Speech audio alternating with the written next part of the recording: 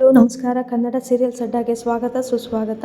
ಯಾರಾದರೂ ಚಾನಲ್ನ ಸಬ್ಸ್ಕ್ರೈಬ್ ಮಾಡ್ಕೊಂಡಲ್ಲೇ ನೋಡ್ತಾ ಇದ್ದಾರೆ, ದಯವಿಟ್ಟು ಸಬ್ಸ್ಕ್ರೈಬ್ ಮಾಡಿಕೊಂಡು ಸಪೋರ್ಟ್ ಮಾಡಿ.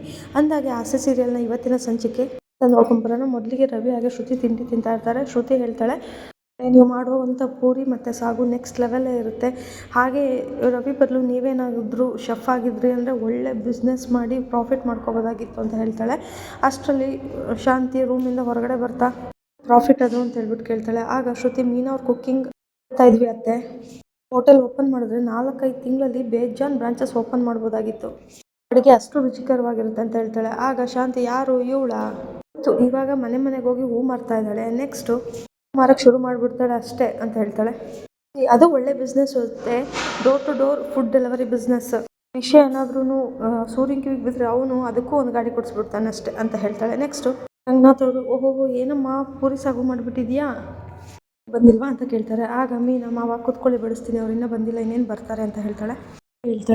ಮಾವ ಮೀನವರು ಪೂರಿ ಸಾಗು ಸೂಪರಾಗಿ ಮಾಡಿದ್ದಾರೆ, ನನ್ನ ತಾಯಿಗೂ ಇಷ್ಟು ಚೆನ್ನಾಗಿ ಮಾಡೋಕ್ಕೆ ಬರಲ್ಲ ಅಂತ ಹೇಳ್ತಾಳೆ. ಆಗ ರಂಗನಾಥ್ ಅವರು, ಎಲ್ಲ ಮೀನಿನ ಕೈ ರುಚಿನಮ್ಮ ಅಂತ ಹೇಳ್ತಾರೆ. ಆಗ ಶಾಂತಿ, ಮಿಸ್ಟರ್ ರಂಗನಾಥಪ್ಪ ಅವರೇ, ಮೀನಾ ಏನು ಬಾಣಲಿಗೆ ಹಾಕಿಲ್ಲ ಅಂತ ತಂದು ಅದನ್ನು ಕಲಸಿ ಬಾಣಲಿಗೆ ಹಾಕಿದ್ದಾಳೆ, ಅದಾದರೆ ಗೋಧಿ ಹಿಟ್ಟನ್ನೇ ಹೋಗ್ಲೇಬೇಕಪ್ಪ ಅಂತ ಹೇಳ್ತಾಳೆ. ಆಗ ರಂಗನಾಥ್ ಅವರು, ಈ ಮೀನಿನ ಬಗ್ಗೆ 4 ಏನಾದರೂ ಒಳ್ಳೇದು ಮಾತಾಡ್ಬಿಟ್ರೆ ಅಲ್ಲಿ ಉಳ್ಗಡೆ ಆಗುತ್ತೆ ಅಲ್ವೇನೆ ಅಂತ ಹೇಳ್ತಾರೆ. ಆವಾಗ ಕೋಪ ಮಾಡ್ಕೊತಾಳೆ. ನೆಕ್ಸ್ಟು ಮನೋಜು ಹಾಗೆ ಹಾಲಿಗೆ ಬರ್ತಾರೆ ರೂಮಿಂದ.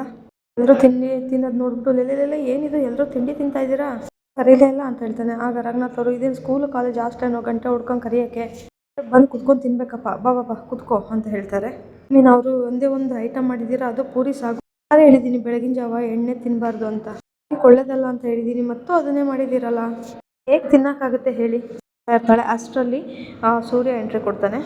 ಅದ್ರ ತಾವ್ಯಾಕೆ ಇಲ್ಲಿ ಕೂತಿದ್ದೀರಾ, ಹೋಗಿ ಅವರು ಸೂರ್ಯ ಅಂತ ಹೇಳ್ತಾರೆ. ಆಗ ಸೂರ್ಯ ಅಂದರೂ ಅಷ್ಟೇ, ಚಂದ್ರ ಅಂದರೂ ಅಷ್ಟೇ, ಇವ್ರ ಪಾಲಿಗೆ ಆಗದಂತೂ ಗ್ಯಾರಂಟಿ, ಪೂರಿ ತಿನ್ನಲೇಬಾರ್ದು. ಹೆಂಗಪ್ಪ ತಿಂತೀರಾ ನೀವು, ಇವತ್ತು ವ್ರತ ಮಾಡ್ತಾ ಇಲ್ವಾ. ಹೌದು ರೋಹಿಣಿ ಅವರೇ, ನಿಮಗೆ ಸಾಟ್ಲೆಸ್ ಫುಡ್ಡು, ಅದು 1 ಟೈಮ್ ತಿನ್ನೋಕ್ಕಲ್ವ ಹೇಳಿದ್ದು ಅಂತ ಹೇಳಿದಾಗ ಶಾಂತಿ, ನನ್ನ ಬುದ್ಧಿಗೆ ಯಾವ ಮರ್ಕೋತಿ ಆಟ ಆಡ್ತಿದೆಯೋ ಏನೋ, ಎಂತ ಆಗಲಿಲ್ಲ. ರೋಹಿಣಿ ನೀನು ಮರ್ತ್ಬಿಡೋದಾ, ಎದೇಳು. ಆಗ ರೋಹಿಣಿ ಅತ್ತೆ ಅಂತ ಹೇಳ್ಬಿಟ್ಟು ಕೋಪ ಮಾಡ್ಕೊಂಡು ಸೂರ್ಯನ ಮುಖ ನೋಡ್ತಾ ಇರ್ತಾಳೆ. ಆಗ ಸೂರ್ಯ, ನೋಡ್ತಾ ಇರೋದು, ನಾನು ನಿಜನೇ ಹೇಳಿದ್ದು, ನಿಮ್ಮಪ್ಪ ಜೈಲಿಂದ ಬಿಡುಗಡೆ ಆಗಬೇಕು ಅಂತಂದರೆ ನೀವು ಇದನ್ನೆಲ್ಲ ಪಾಲಿಸ್ಬೇಕಲ್ವಾ. ಶಾಂತಿ, ಹೌದು ರೋಹಿಣಿ, ಮಾಡಿ ಅದು ಪ್ರಯೋಜನ ಇಲ್ದಂಗೆ ಆಗ್ಬಿಟ್ರೆ ಮೊದಲು ಎದ್ದೇಳು ಅಂತ ಹೇಳ್ತಾಳೆ. ನೀವು ಹೋಗಿ ಗಂಜಿ ಮಾಡ್ಕೊಂಡು ಕುಡಿಯೋಗು ಅಂತ ಹೇಳ್ತಾಳೆ. ಮತ್ತೆ ಇವತ್ತು ನಾನು ಉಪವಾಸ ಅಂತ ಹೇಳ್ತಾಳೆ. ಮನೋಜು ಮೆತ್ತಗೆ ಪೂರಿ ಹಾಕ್ಕೊಂಡು ತಿನ್ನಲಿಕ್ಕೆ ಅಂತ ಹೇಳ್ಬಿಟ್ಟು ಹೋಗ್ತಾನೆ. ಆಗ ಸೂರ್ಯ, ವ್ಯಂಗ್ಯ, ಇಬ್ಬರು ಸಮ ಕಷ್ಟ ಸುತ್ತಲೇ ಎರಡರಲ್ಲೂ ಕೂಡ ಇಬ್ಬರದು ಪಾಲಿರುತ್ತೆ. ಮಿಸ್ಟರ್ ಆ್ಯಂಡ್ ಮಿಸ್ಸಸ್ ವ್ಯಂಗ್ಯ ಇಬ್ಬರು ವ್ರತ ಮಾಡಿದಾಗ್ಲೇ ಅದು ರಾಮಫಲ ಸೀತಾಫಲ ಎಲ್ಲ ಕೊಡೋದು ಅಂತ ಹೇಳ್ತಾನೆ. ಸೂರ್ಯ, ನನಗೆ ಹಸುವಾಗ್ತಿದೆ ಕಣೋ.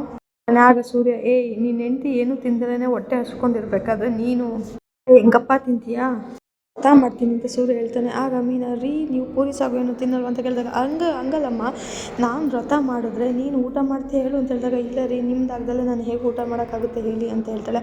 ಹಾಗೆಯೇ ಹೊಟ್ಟೆ ಹಸುಕೊಂಡು ನಿಂತಿದ್ದಾಳೆ, ನಿನಗೆ ಹೆಂಗೋ ತಿನ್ನೋ ಮನಸ್ಸಾಗುತ್ತೆ, ಸಕ್ಕರೆ ಊಟ ಮಾಡಲ್ಲ ಅಂತ ಹೇಳಿದಾಗ, ಅಪ್ಪ ಊಟ ಮಾಡಿದ್ರೇನೋ ಬೇಡ ಅಂತ ಹೇಳಲಿಲ್ವಾ, ಅಲ್ಲ ಅವತ್ತು ಅಪ್ಪ ರೂಮಲ್ಲಿ ಮಲ್ಕೊಳ್ಳಲ್ಲ, ನಾನು ಹಾಲಲ್ಲಿ ಮಲ್ಕೊತೀನಿ ಅಂತ ಹೇಳಿದಾಗ ಸಕ್ಕರೆ ಒಂದು ಮಾತಾಡದೆ ಹೋಗಿ ಹಾಲ್ನಲ್ಲಿ ಮಲ್ಕೊಳ್ಳಿಲ್ವ ಅಪ್ಪನ ಜೊತೆ ಅಂದರೆ ಅದು ಕಣಲೆ ಅಂತ ಹೇಳ್ತಾನೆ.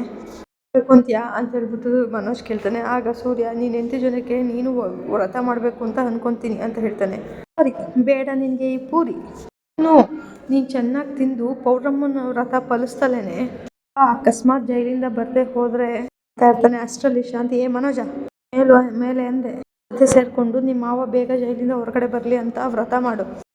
ಆಗ ರೋಹಿಣಿ ಮತ್ತು ಮನೋಜ್ ಇಬ್ಬರು ಕೂಡ ಚೇರಿಂದ ಎದ್ದು ಹೊರಗಡೆ ಹೋಗಿ ಪಕ್ಕದಲ್ಲಿ ನಿಂತ್ಕೊತಾರೆ.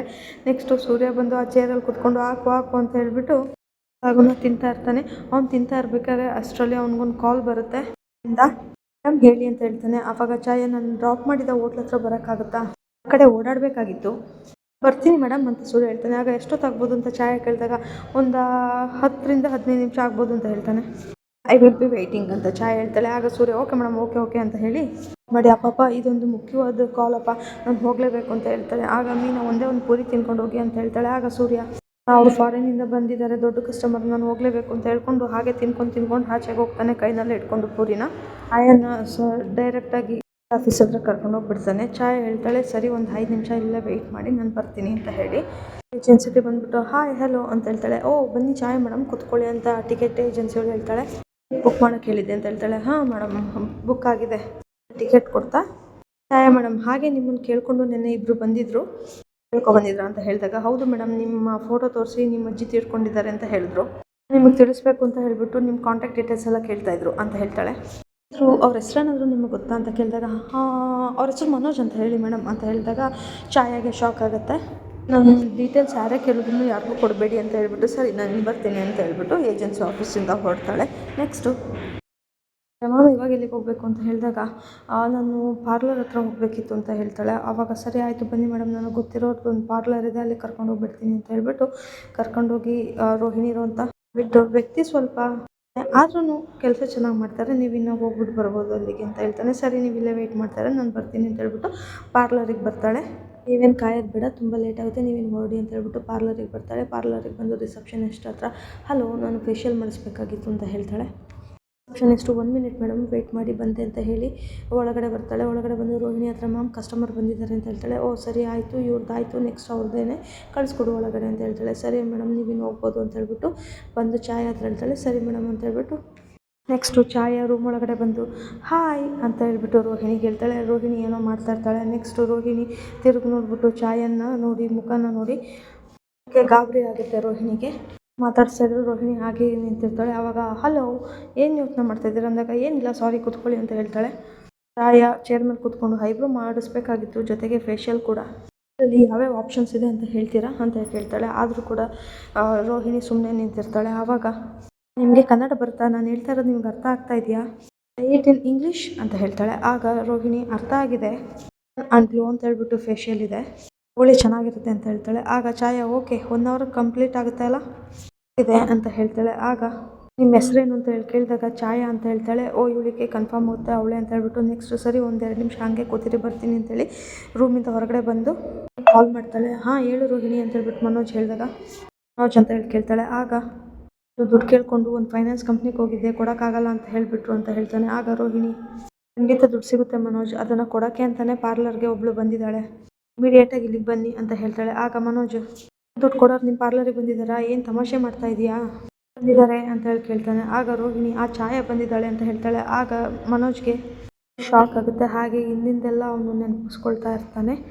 ಇವತ್ತಿನ ಸಂಚಿಕೆ ಮುಕ್ತಾಯ ಆಗುತ್ತೆ. ಈ ಒಂದು ಸಂಚಿಕೆ ಇಷ್ಟ ಆಗಿದ್ರೆ ದಯವಿಟ್ಟು ಲೈಕ್ ಮಾಡಿ, ಶೇರ್ ಮಾಡಿ, ಹಾಗೆ ಕಮೆಂಟ್ ಮಾಡಿ, ದಯವಿಟ್ಟು ಸಬ್ಸ್ಕ್ರೈಬ್ ಮಾಡೋದ್ರ ಮುಖಾಂತರ ಸಪೋರ್ಟ್ ಮಾಡಿ. ಈ ವಿಡಿಯೋನ ನೋಡಿದ್ದಕ್ಕಾಗಿ ಧನ್ಯವಾದಗಳು. Thank you. ಶುಭ ದಿನ.